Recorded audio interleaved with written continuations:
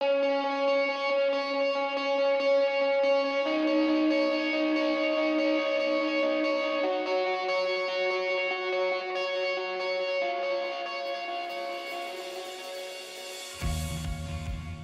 right, Ira is here.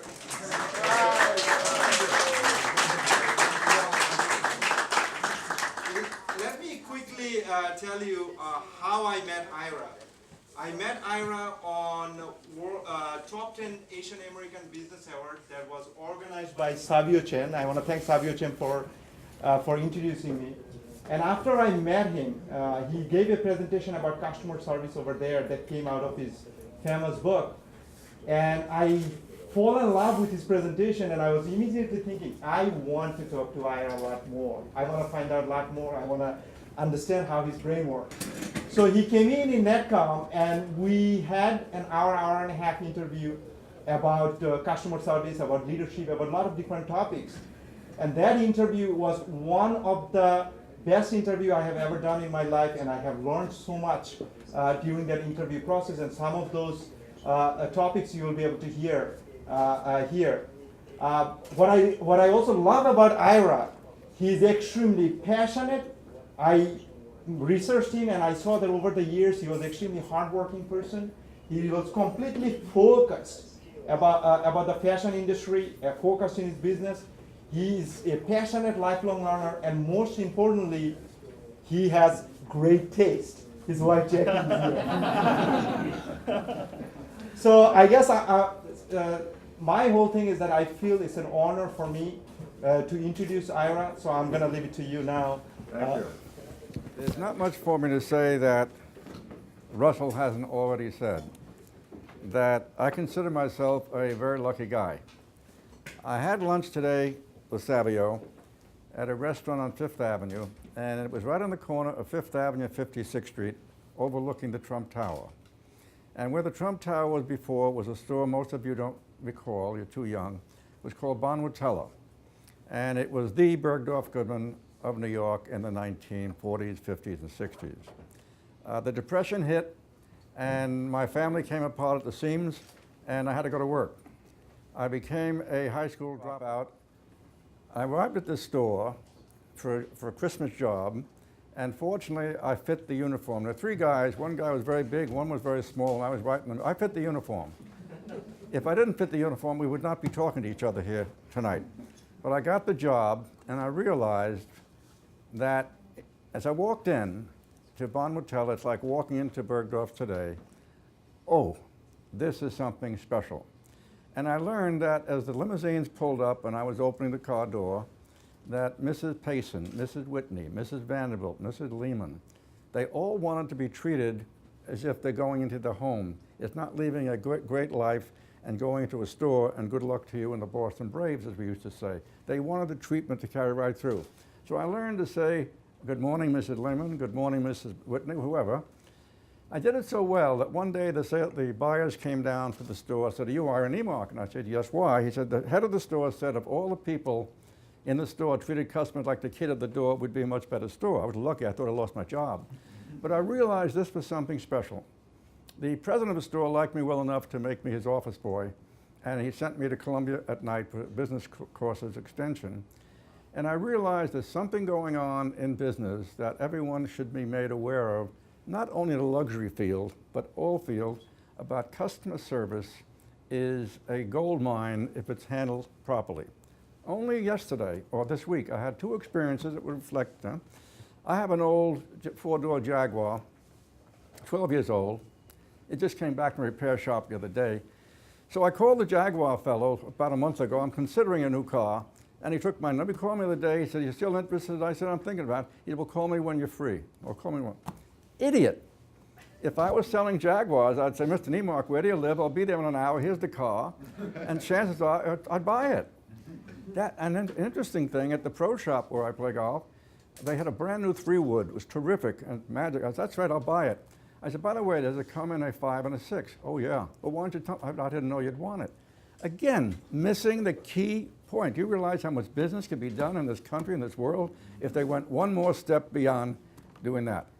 Well, when I realized that I was going to be speaking back in the Chamber of Commerce.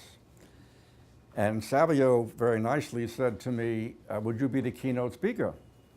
And I said, oh, fine. And 5 minutes later, I said, what am I going to talk about? These are all CEOs and CFOs and chief executives. When I go to Columbia or NYU and I speak to MBAs, they say, how'd you do it? These guys did it. So I went to the book and I picked out, as I said, Discovering a Gold Mine and a Lost Art of Customer Service. It is a gold mine and it's lost, and people don't know it today. As each you experiment. When you go into a store, your chances are you're going to find a self-service. Dumb, dumb, dumb. Now in the book is a chapter called, Marianne, is called Driving a Car Off a Cliff or something. And what that means is that in a retail store, a buyer is critical to pick the right merchandise, right style, right color, right this. And the merchandise manager gives them direction. In more stores than not, you walk in, the buyer doesn't know what she's doing, the merchandise man doesn't know what they're doing, and actually the business is going off the cliff, just like many businesses you heard of recently. I went to Radio Shack. I need a battery for my little camera, and I walked around.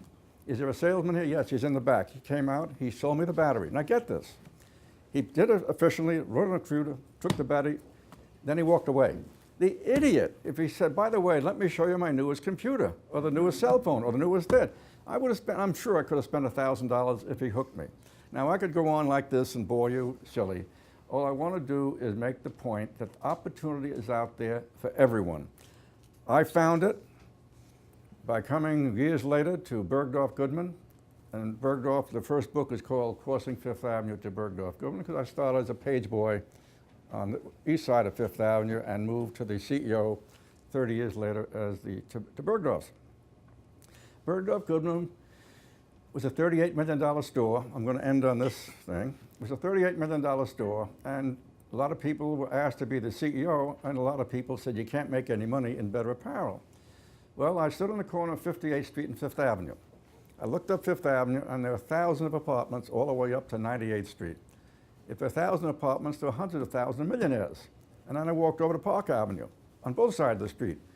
I said, this would be like shooting fish in a barrel. These people want a store.